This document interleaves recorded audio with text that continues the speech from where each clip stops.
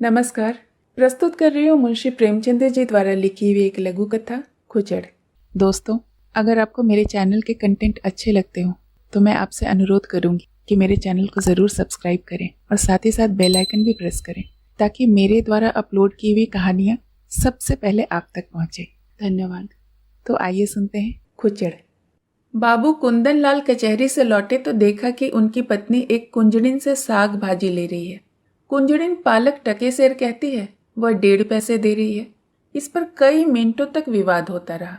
आखिर कुंजड़िन 1.5 पैसे पर ही राजी हो गई। अब तराजू और बाट का प्रश्न छिड़ा।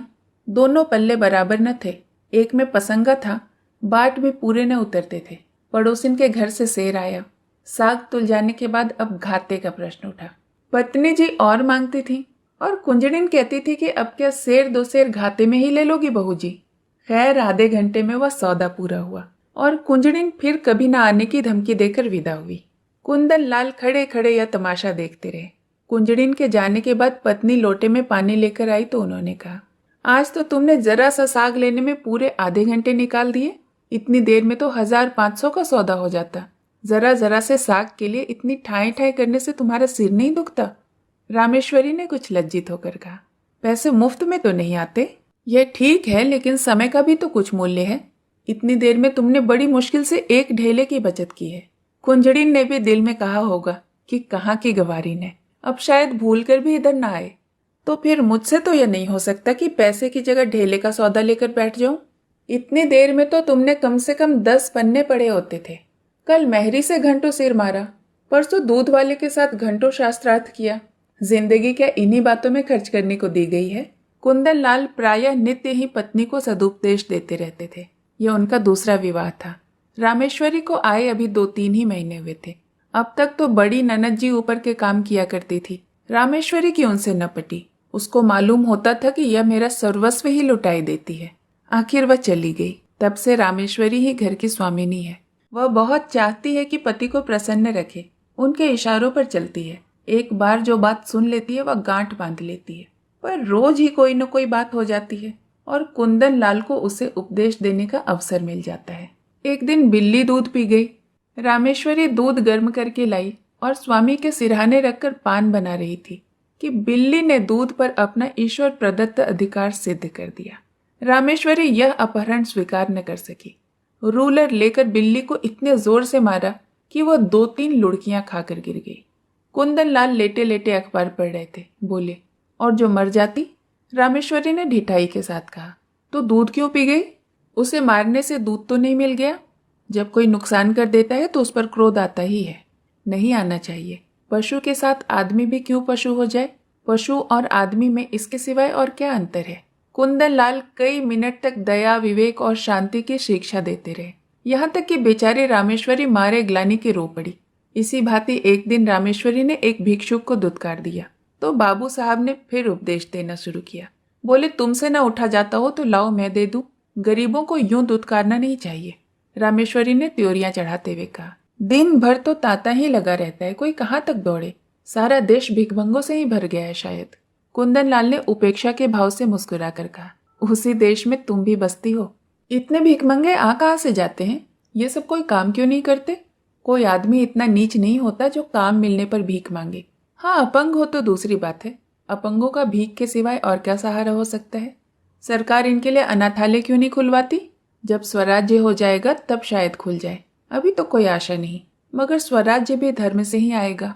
लाखों साधु सन्यासी पंडे पुजारी मुफ्त का माल उड़ाते हैं। क्या इतना धर्म काफी नहीं है?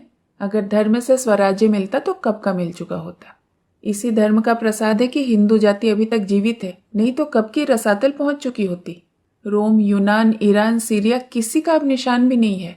यह हिंदू जाति है जो अभी तक समय के क्रूर आघातों का सामना करती चली जाती है। आप समझते होंगे कि हिंदू जाति जीवित है। मैं तो उसे उसी दिन से मरा हुआ समझती हूँ जिस दिन से वह अधीन हो गई। जीवन स्वाधीनता का नाम है, गुलामी तो मौत है।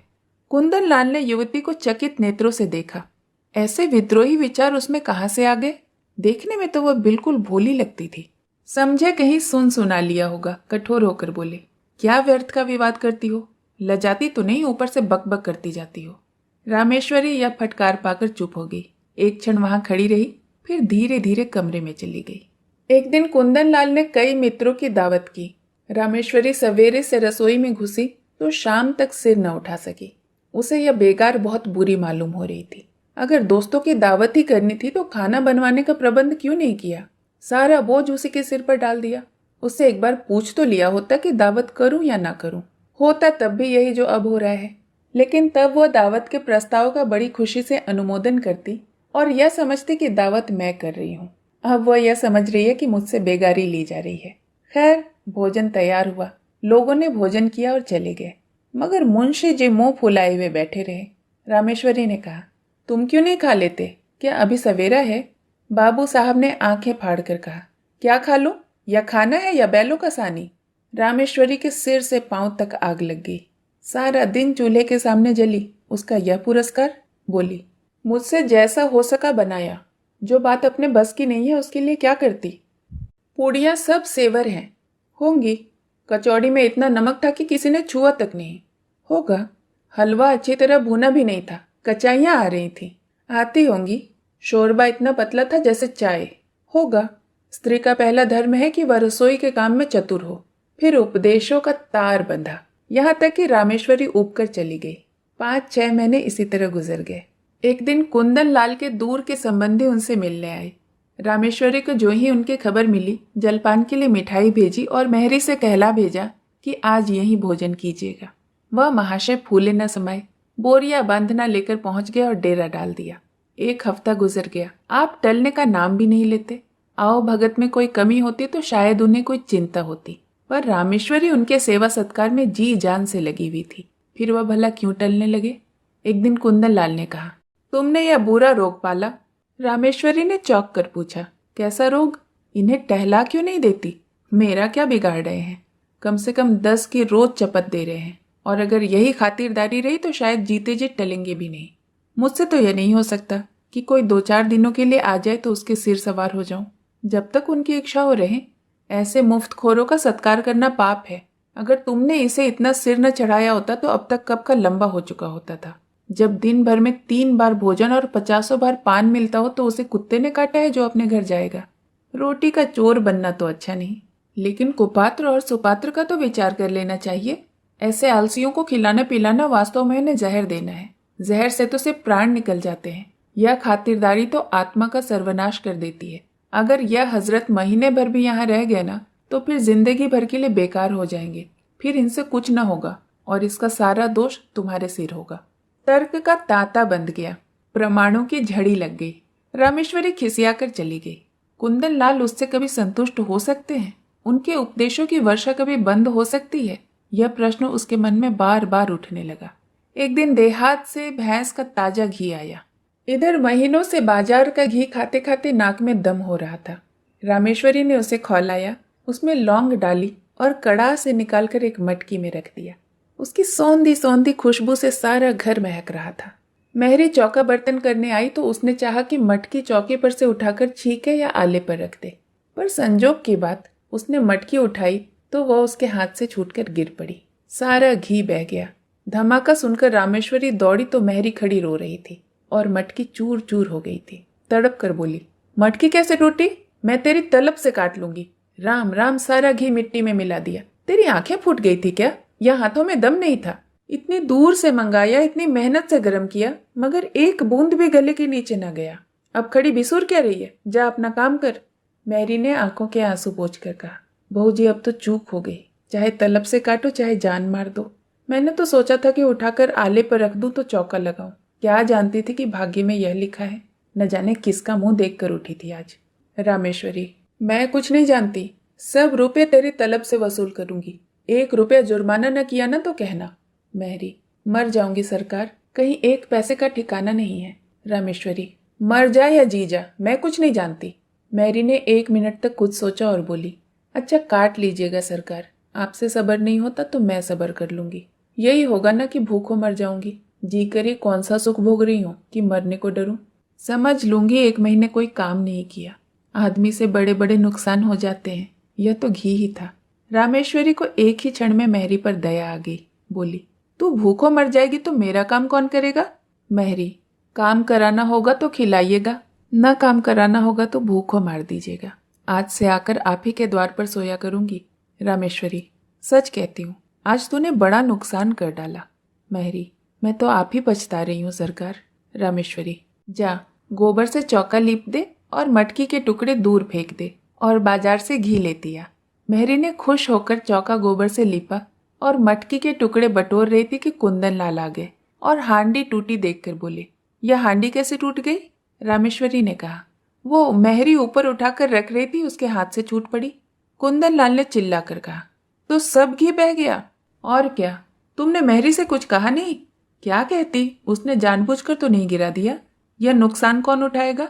हम उठाएंगे, और कौन उठाएगा? अगर मेरे ही हाथ से छूट पड़ती तो क्या हाथ काट लेते?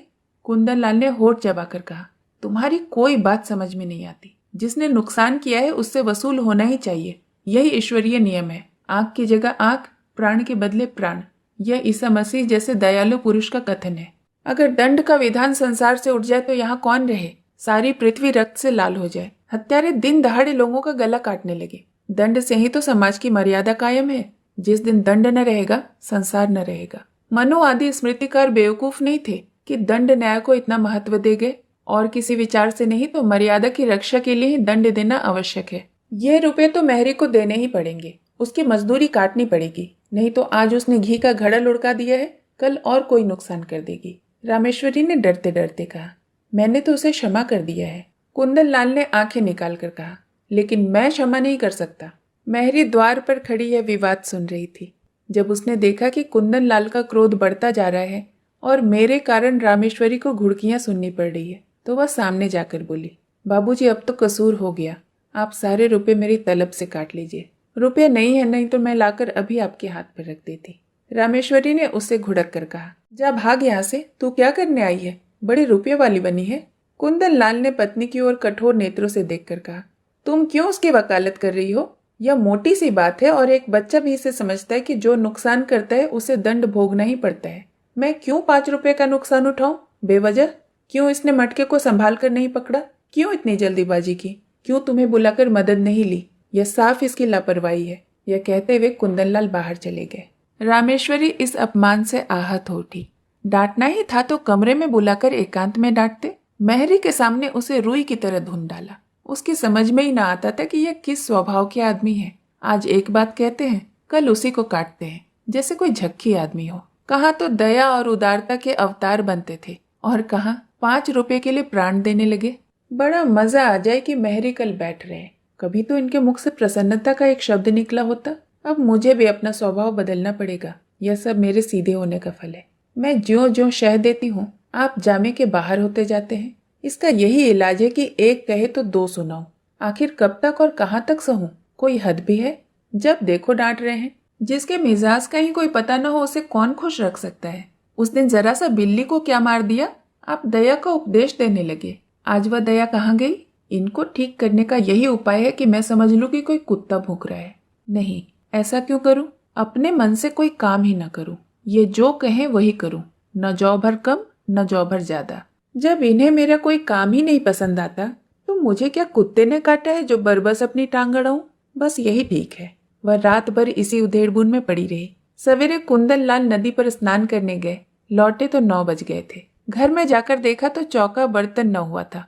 प्राण सूख गए। पूछा, क्या महरी नहीं आई है? रामेश्वरी, नहीं। कुंदन लाल, तो फिर? रामेश्वरी, जो आपकी आज्ञा। यह तो बड़ी मुश्किल है। हाँ है तो। पड़ोस की महरी को क्यों नहीं बुला लिया? रामेश्वरी, किसके हुक्म से बुलाती?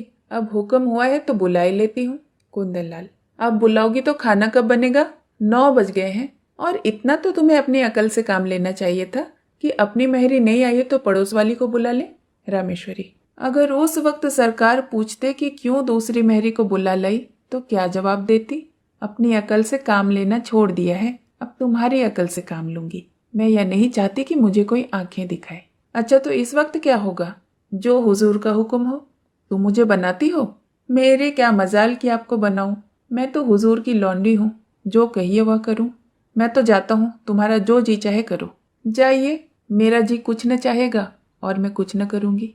आखिर तुम क्या खाओगी? जो आप देंगे वही खा लूंगी। लाओ, बाजार से पूड़ियाँ ला दूं। रामेश्वरी रुपया निकाल कर लाई। कुंदनलाल पूड़ियाँ ले आए। इस वक्त का काम तो चल गया। दफ्तर गए, लौटे तो देर हो गई थी। आते ही आते पूछा कि मेहरी आई? नहीं, मैंने तो कहा था ना कि पड़ोस वाली को बुला लेना। बुलाया था मगर वह 5 रुपये मांगती है। तो 1 ही रुपये का तो फर्क था, क्यों नहीं रख लिया? मुझे यह हुक्म न मिला था। मुझसे जवाब तलब होता कि 1 रुपया ज्यादा क्यों दे दिया। खर्च की किफायत का उपदेश दिया जाने लगता तो मैं क्या करती? तुम बिल्कुल मूर्ख हो। हाँ बिल्कुल। तो इस वक्त भी भोजन न बनेगा?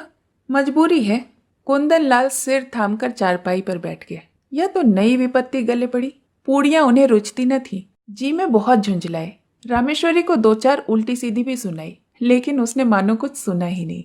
कुछ बस न चला तो मेहरी की तलाश में खुद ही निकल पड़े। जिसके यहाँ गए मालूम हुआ कि मेहरी काम को चली गई है। आखिर एक कहार मिला, उसे बुला लाए। कहार ने 2 आने लिए और बर्तन धोकर चलता बना। रामेश्वरी ने कहा, भोजन क्या बनेगा? कुंदन, रोटी तरकारी बना लो, या इसमें भी कुछ आपत्ति है? तरकारी घर में नहीं है। दिन भर बैठी रही, तरकारी लेते भी न बना। अब इतनी रात गए तरकारी कहाँ से मिलेगी?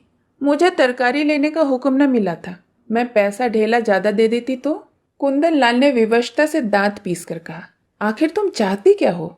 रामेश्वरी ने शांत भाव से जवाब दिया, कुछ नहीं, केवल अपमान नहीं चाहती। तुम्हारा कौन अपमान करता है? आप करते हैं। मैं तो घर के मामले में कुछ बोलता ही नहीं। आप नहीं बोलते तो कौन बोलता है? मैं तो केवल हुक्म की ताबेदार हूँ। रात दाल रोटी पर कटी। दोनों आदमी लेट रहे। रामेश्वरी को तुरंत नींद आ गई। कुंदनलाल बड़ी देर तक करवटें बदलते रहे। अगर रामेश्वरी इस तरह सहयोग न करेगी तो एक दिन भी काम न चल सकेगा। आज ही बड़ी मुश्किल से भोजन मिला है। इसकी समझ ही उल्टी है। मैं तो समझाता हूँ और यह समझती है कि डांट रहा हूँ। मुझसे बिना बोले भी तो नहीं रहा जाता। अगर बोलने का यह नतीजा है तो फिर मेरा बोलना फिजूल ही है। नुकसान होगा बला से। यह तो न होगा कि दफ्तर से आकर बाजार भागूं। मेहरी से रुपये वसूल करने की बात इसे बुरी लगी थी और बेजा भी। रुपये तो न मिले, उल्टे मेहरी ने काम छोड़ दिया। रामेश्वरी को जगाकर बोले, कितना सोती हो तुम? मजूरों को अच्छी नींद आती है। चिढ़ाओ मत। मेहरी से रुपये न वसूल करना। वह तो लिए खड़ी है, शायद उसे मालूम हो जाएगा तो काम करने आएगी। अच्छी बात है, कहला भेजूंगी। अच्छा, आज से कान पकड़ता हूँ कि तुम्हारे बीच में न बोलूंगा। और जो मैं घर को लुटा दूँ तो? लुटा दो चाहे मिटा दो, मगर रूठो मत। अगर तुम किसी बात में मेरी सलाह पूछोगी तो दूंगा, वरना मैं मुंह न खोलूंगा। रामेश्वरी, मैं अपना अपमान नहीं सह सकती। कुंदनलाल, मेरी इस भूल को क्षमा कर दो। रामेश्वरी, सच्चे दिल से कहते हो ना? कुंदनलाल, सच्चे दिल से। कहानी सुनने के लिए बहुत बहुत धन्यवाद।